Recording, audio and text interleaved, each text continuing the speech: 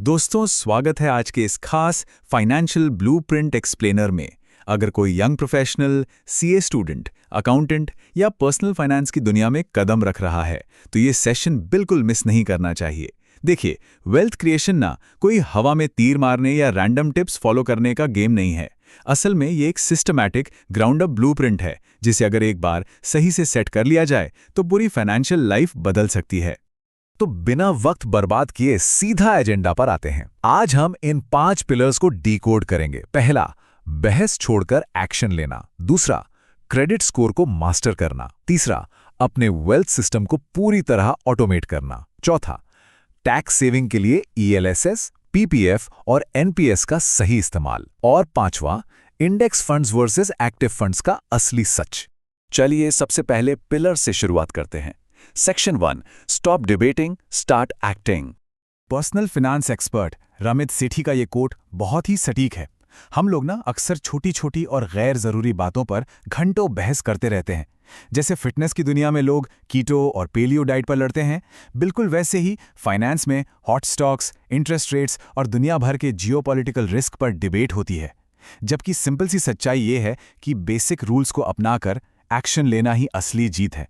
Financial noise को पूरी तरह इग्नोर करना है और सिर्फ एग्जीक्यूशन पर फोकस करना है। एग्जीक्यूशन की असली पावर इस डेटा में साफ दिखती है। एक तरफ है स्मार्ट सैली और दूसरी तरफ डम डैन। सैली 35 साल की उम्र में सिर्फ $200 महीना इन्वेस्ट करना शुरू करती है और 10 साल बाद रुक जाती है। वहीं डैन 45 की उम्र में शुरुआत करता है और 20 साल तक लगातार पैसा डालता है। फिर भी 65 की उम्र में सैली के पास $80,000 ज्यादा होते हैं। सीक्रेट क्या है? कोई कितना अमाउंट इन्वेस्ट करता है उससे कहीं ज्यादा मैटर ये करता है कि शुरुआत कितनी जल्दी हुई है। टाइम इन द मार्केट दुनिया की हर कॉम्प्लेक्स फाइनेंशियल स्ट्रैटेजी को आराम से हरा देता है। अब चलते हैं दूसरे पिलर पर। Section 2, master the credit score. बहुत से प्रोफेशनल्स अक्सर क्रेडिट स्कोर और क्रेडिट रिपोर्ट के बीच कंफ्यूज हो जाते हैं, राइट? इसे एकदम सिंपल कर देते हैं। क्रेडिट स्कोर 300 से 850 के बीच का सिर्फ एक नंबर है जो बैंकों को बताता है कि किसी को लोन देने में कितना रिस्क है। वही दूसरी तरफ क्रेडिट रिपोर्ट एक पूरी जन्म कुंडली की तरह है जिसमें सारे क्रेडिट अकाउंट्स और पुरानी पेमेंट हिस्ट्री की पूरी डिटेल मौजूद होती है। अब इस नंबर को देखिए, $60,000 यानी लाखों रुपए। एक सॉलिड क्रेडिट स्कोर पूरी जिंदगी में सिर्फ इंटरेस्ट सेविंग्स के जरिए ही इतना पैसा बचाकर दे सकता है। जब भी कोई बड़ा लोन लिया जाता है, चाहे घर हो या गाड़ी, एक बेहतरीन स्कोर सबसे कम इंटरेस्ट रेट की गारंटी देता है। ये कोई मामूली सेविंग नहीं है, ये फाइनेंस की दुनिया का एक मैसिव, एफर्टलेस बिग विन है। यहां से हम इस ब्लूप्रिंट के सबसे पावरफुल इंजन की तरफ बढ़ते हैं। Section 3, automate the wealth system. सच कहें तो रोज बैठकर बजट बनाना और एक एक पैसे का हिसाब रखना बहुत ही बोरिंग और थका देने वाला काम है।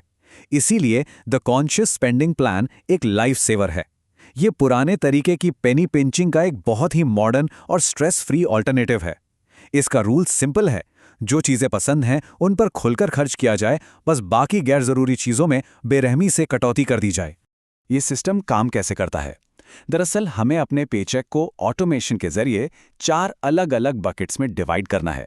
60% पैसा जाएगा फिक्स्ड कॉस्ट्स में, जैसे रेंट और बिल्स, 10% सीधा इन्वेस्टमेंट्स में, 10% शॉर्ट टर्म सेविंग्स के लिए और बचा हुआ 20% है गिल्ट फ्री स्पेंडिंग, यानी बिना किसी टेंशन के अपने शौक पूरे करने के लिए। एक बार ये ऑटोमेशन सेट हो गया तो ये वेल्थ सिस्टम खुद ब खुद बैकग्राउंड में चलता रहता है। अब आते हैं डिफेंस सिस्टम पर। सेक्शन 4, टैक्स सेविंग, जिसमें हम ईएलएस, पीपीएफ और एनपीएस को समझेंगे। इंडियन कॉन्टेक्स्ट में सही टैक्स सेविंग इंस्ट्रूमेंट चुनना बहुत जरूरी है। इन तीनों को कंपेयर करते हैं। ईएलएसएस मार्केट लिंक्ड है, इसलिए रिस्क हाई है, लेकिन लॉक इन पीरियड सिर्फ 3 साल का है। पीपीएफ में रिस्क वेरी लो है, पर पैसा 15 साल के लिए लॉक हो जाता है। और एनपीएस में रिस्क मॉडरेट रहता है, लेकिन लॉकिंग 60 साल की उम्र तक होती है। याद रहे, ईएलएसएस और पीपीएफ दोनों ईईई यानी एग्जेम्प्ट टैक्स स्टेटस ऑफर करते हैं, जो बहुत बड़ा एडवांटेज है। अगर रिस्क बिल्कुल भी नहीं लेना है तो पीपीएफ सबसे बेस्ट है, क्योंकि इसमें सॉवरेन गवर्नमेंट गारंटी और एब्सोल्यूट कैपिटल सेफ्टी मिलती है। लेकिन अगर फोकस लॉन्ग टर्म रिटायरमेंट पर है तो एनपीएस एक बेहतरीन टूल साबित होता है। बस एक छोटी सी बात ध्यान रखनी है कि एनपीएस में 60 की उम्र होने पर 60% पैसा लमसम निकाला जा सकता है, लेकिन बाकी 40% की एन्युटी यानी रेगुलर पेंशन स्कीम लेनी ही पड़ती है। चलिए अब ऑफेंसिव स्ट्रैटेजी की बात करते हैं। Section 5 index funds versus active funds. SPIB का यह ऑफिशियल डेटा सच में आंखें खोलने वाला है। हम अक्सर सोचते हैं कि महंगे फंड मैनेजर्स हमेशा मार्केट से ज्यादा रिटर्न देंगे, लेकिन हकीकत क्या है? 10 साल के टाइम फ्रेम में लगभग 68% actively manage large cap funds market को बीट करने में पूरी तरह फेल हो जाते हैं। सिर्फ 32% ही आउट परफॉर्म कर पाते हैं। लिटरली एक सिक्के को उछालने के ऑड्स इससे कहीं ज्यादा बेहतर होते हैं।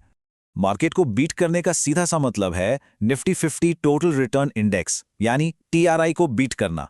और टीआरआई सिर्फ स्टॉक्स के प्राइस को नहीं देखता, बल्कि री इन्वेस्टेड डिविडेंड्स को भी कैलकुलेट करता है। पिछले 20 सालों में इसने कंसिस्टेंटली 12 से 13% का सीएजीआर दिया है। ये वो एब्सोल्यूट बेंचमार्क है जिसे अपनी भारी भरकम फीस काटने के बाद हराना एक्टिव फंड्स के लिए लगभग नामुमकिन सा हो जाता है। और यहीं से शुरू होता है फीस का असली खेल। हमेशा डायरेक्ट प्लान्स ही क्यों चुनने चाहिए? क्योंकि एक डायरेक्ट इंडेक्स फंड का एक्सपेंस रेशियो सिर्फ 0.10 से 0.20% के आसपास होता है। वहीं रेगुलर प्लान्स आराम से 1.00 से 1.75% तक चार्ज कर लेते हैं, क्योंकि उनमें एजेंट्स के हिडन कमीशन शामिल होते हैं।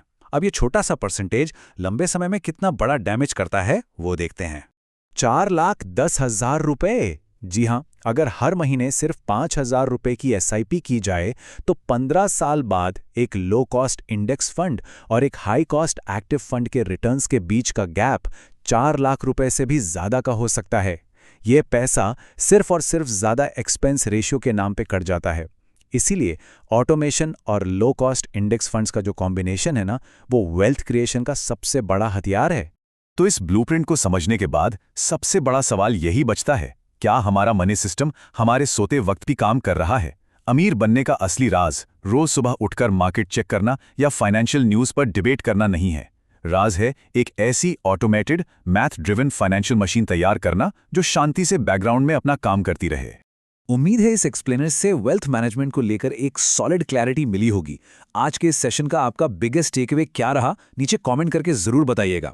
और हाँ, ऐसी ही एआई पावर्ड, लॉजिकल और डेटा ड्रिवन फाइनेंशियल एजुकेशन के लिए चैनल को सब्सक्राइब करना बिल्कुल मत भूलिए। मिलते हैं अगले सेशन में, तब तक अपने इन्वेस्टमेंट्स को ऑटोमेट करते रहिए।